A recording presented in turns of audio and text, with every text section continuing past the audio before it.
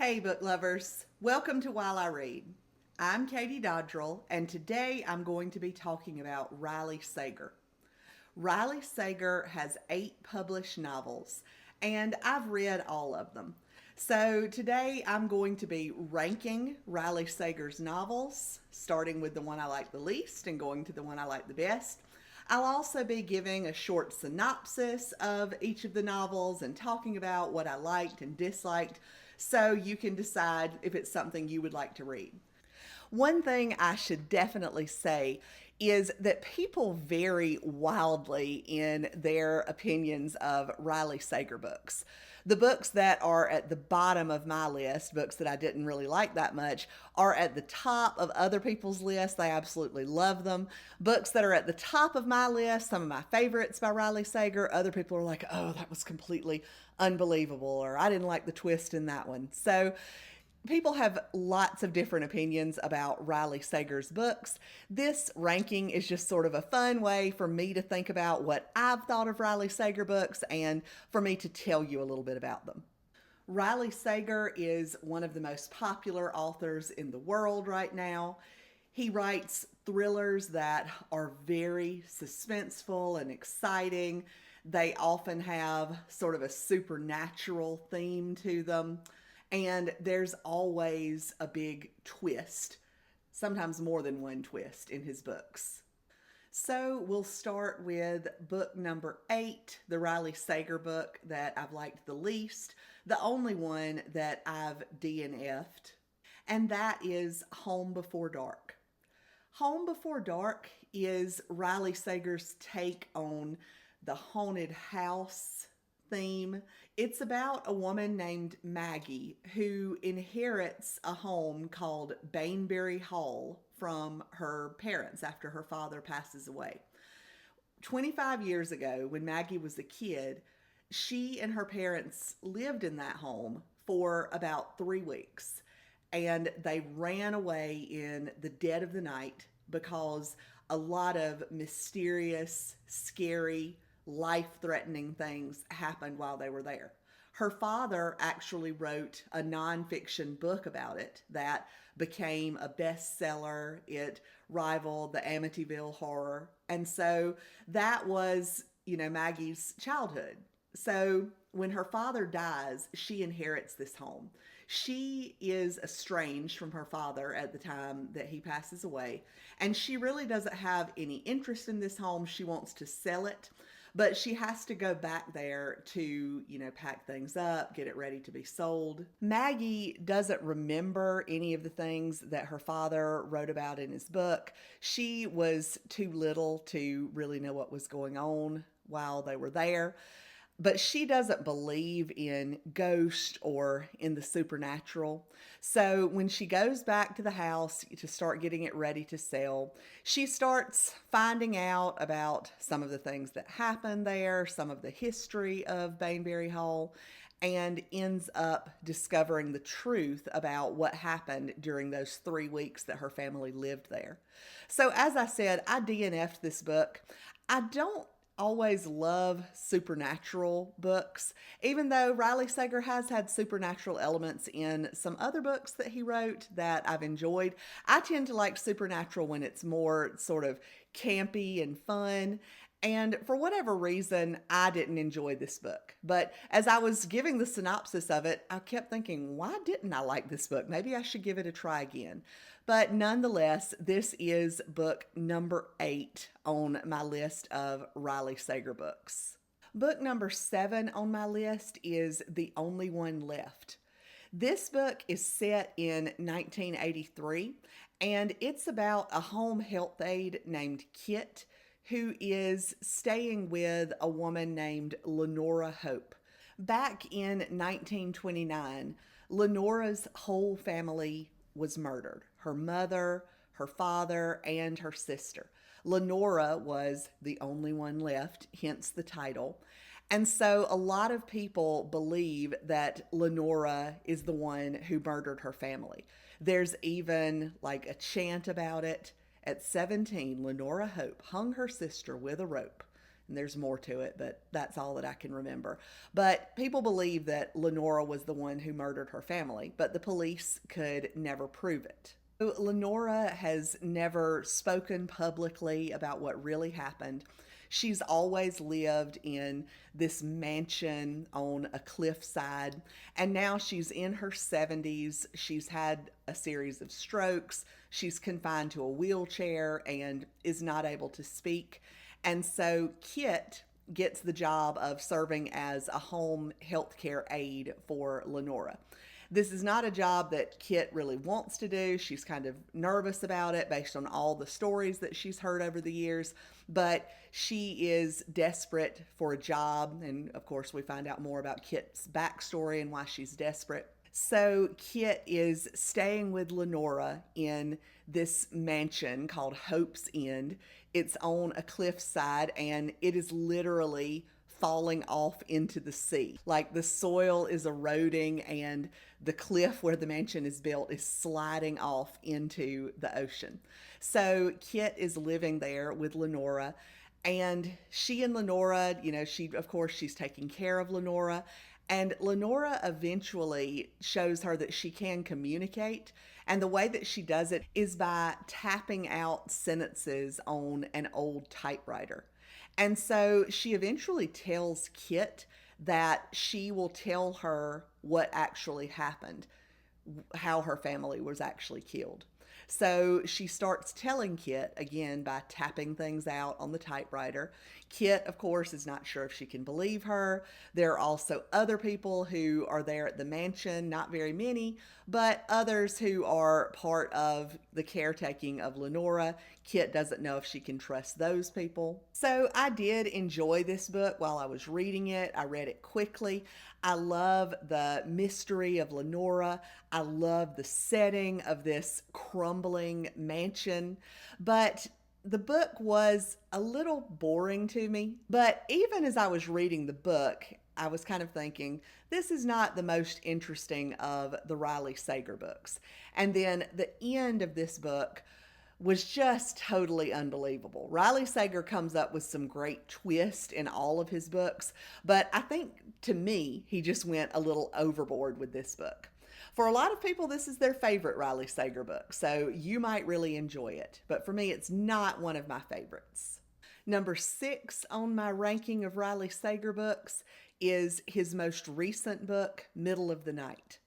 So this book is about a man named Ethan who's 40 years old, and he has just returned to his childhood home.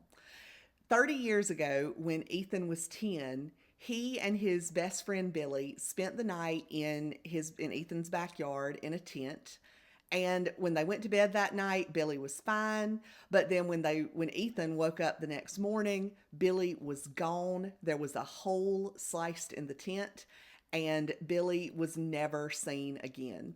So, of course, this is something that has haunted Ethan throughout his life. So when Ethan returns and he's living in his childhood home again 30 years later, some things start to happen related to Billy's disappearance. There are some new discoveries made.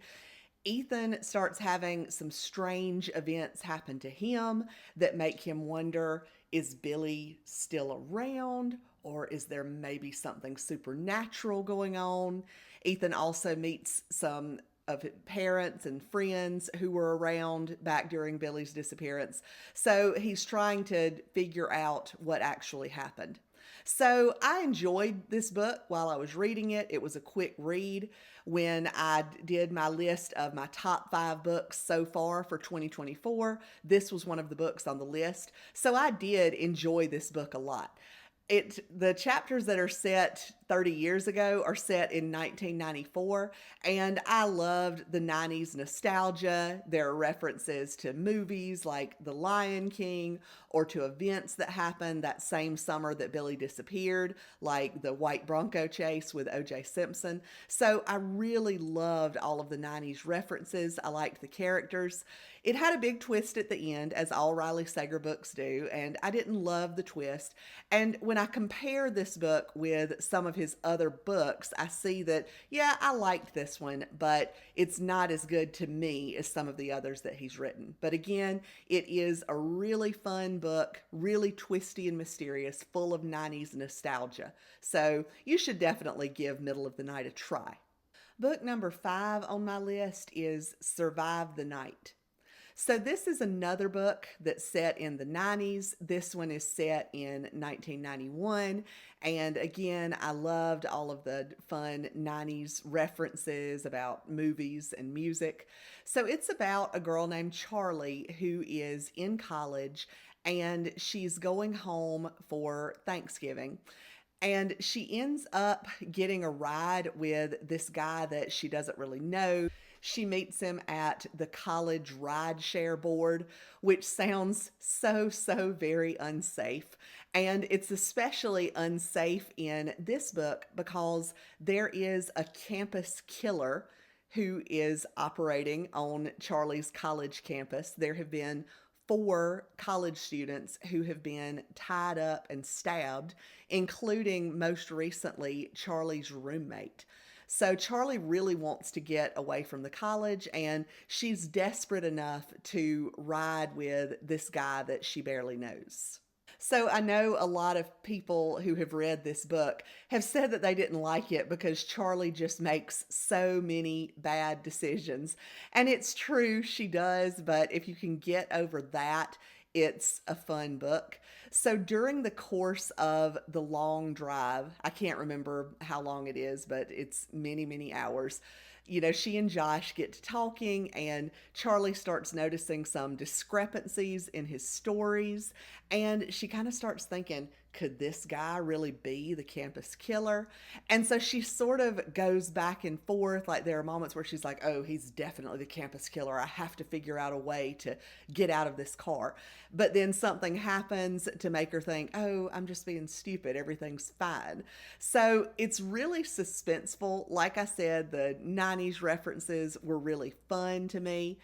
I enjoyed this book. I was just able to suspend my disbelief and forget about her bad decisions and just enjoy the ride, literally, as they're taking their long drive home. And we're hoping that Josh is not really the campus killer and that Charlie really does survive. Number 4 on my list is The Last Time I Lied. So, this book is about a woman named Emma who is an artist. 15 years ago, Emma was at a summer camp when 3 girls disappeared from the camp and no one knows what happened to them. Emma was the last person to see them as they were sneaking out of the cabin in the middle of the night. One of them shushed Emma like that. And so Emma didn't tell anyone that they were sneaking out, and then the girls were never seen again. So now it's 15 years later, Emma has become an artist, and she's asked by the wealthy owner of the camp if she will come back and be an art teacher at the camp. So Emma thinks that this might be a way for her to find some kind of closure. So she does go back and stay at Camp Nightingale again as a counselor. But as soon as she gets back, it starts becoming apparent that everything is not as it seems. Things are just not well at this camp. Emma starts finding some clues about what actually happened 15 years ago when the girls vanished. And then 3 more girls vanish from this camp. As a parent, I would never send my daughter to Camp Nightingale. But anyway, Emma is trying to figure out what's happened to these 3 other girls who vanished. So it's been a while since I read this book. I think it's been about 6 years ago. So I don't remember it perfectly, but I remember really enjoying it, really tearing through it. It has a very mysterious, almost dreamlike quality to it. And of course, the summer camp setting is really cool, although I would never want my child to be at this summer camp. So, The Last Time I Lied is a good book by Riley Sager. Book number 3 on my ranking is Final Girls. This was actually the first book that I read by Riley Sager. 6 years ago. I remember going back and forth about whether I wanted to read this book. I was kind of nervous about it because at that time I wasn't reading as many thriller books. This one sounded like it could be pretty scary, pretty violent, and gory, and it actually is, but I did enjoy the book, and it's one that was just very memorable. So, this book is about a young woman named Quincy who is a final girl. 10 years ago, she took a trip with some college friends. They were staying in an isolated cabin, and while they were there, all of her friends were massacred. Quincy was the only one to survive, and so she is the final girl. Just like in horror movies, there is always a final girl, like Jamie Lee Curtis is probably the most famous final girl from Halloween. So, Quincy, it's 10 years later, she sort of has her life together. She does take a little too much Xanax, but, she's pretty happy. She's got a boyfriend that she likes, maybe loves. So she's doing okay. She's in a support group with other final girls. But then a girl from Quincy's support group ends up being murdered. And Quincy starts being afraid that people in their support group are being targeted. So, in trying to keep herself safe, keep the other members of her group safe, she ends up having to face the past and find out what really happened on that night when her friends were killed. So, this was a really suspenseful, memorable book. I read it very quickly. I liked the character of Quincy, and I just really enjoyed this book. It was one of the first books that got me into the thriller genre and made me see that even though, yes, these books can be scary, they're also really good and fun to read. Book number 2 on my list is The House Across the Lake. So, this book is about a recently widowed actress named Casey who is staying at her family's lake house in Vermont. So, Casey has had a lot of tough things happen to her. She has lost her husband and is having a hard time dealing with that. She is an alcoholic. I think she's like a former child star, and there's always a lot of press about her.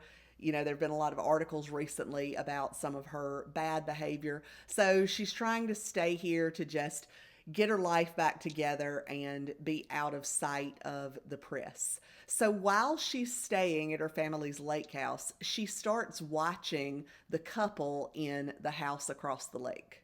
She ends up getting to know the wife, and then the wife vanishes. So there's sort of a voyeuristic rear window aspect to this book. She's secretly watching this couple, and now she suspects that the husband may have committed the murder. So, of course, Casey has to start trying to figure out what happened. She ends up getting into some dangerous situations. I really loved the flawed heroine in this book. I loved the lake setting. For a while, I just, enjoyed reading about Casey and living vicariously through her in this beautiful lake house. But then this book just started having twist after twist that just left my jaw on the floor. Some of the twists I liked and some of them I didn't. And I know that's what some people don't like about this book. They felt like the twist just went too far. The ending was just too over the top. And, I didn't like all the twist in it, but I have to say this book was so memorable, and I did like the way that it was wrapped up in the end. So I definitely recommend trying The House on the Lake. So we have reached book number 1, my favorite book ever by Riley Sager, and that is Lock Every Door. Lock Every Door is about a woman named Jules who gets a job as an apartment sitter in the Bartholomew, which is this beautiful, old, luxurious building in Manhattan. Jules had been on the verge of homelessness when she got this job. She had just broken up with her boyfriend, who she'd been living with. She doesn't have a job. And so she is thrilled to be able to have this job that allows her to live in these beautiful, luxurious surroundings. But once she starts living there, she finds out that there are some mysterious things about the Bartholomew. She also has a lot of very strict rules that she has to follow. She can't have any guests. She's not allowed to spend any nights away from the apartment. But she accepts it because she's just so desperate. She needs money and she needs a place to live. So, this book did a good job, I thought, of showing why a character would make this decision to stay in this apartment, even though things do seem kind of creepy and mysterious. So Jules gets to know another woman at the Bartholomew who is also apartment sitting, but then that other woman vanishes and Jules cannot figure out what happened to her. Jules starts finding out secrets about the Bartholomew's past and about the people who are currently living there. That's really all that I can tell you. Once again, there were some jaw-dropping twists that you would never expect in this book. It's very memorable. It has stuck with me since I read it a few years ago. I couldn't put it down while I was reading it. So, Lock Every Door is my #1 book by Riley Sager. So, I would love to know your thoughts on Riley Sager. What are some of your favorite books by this author, and what are some of your least favorite books by this author? I know you probably have different opinions than I do. Riley Sager is just an author that people have a lot of different thoughts about his books, so I would love to hear those in the comments. If you liked this video and you want more book recommendations and reviews, please subscribe to my channel. Now, go move into a mysterious, dilapidated house while I read.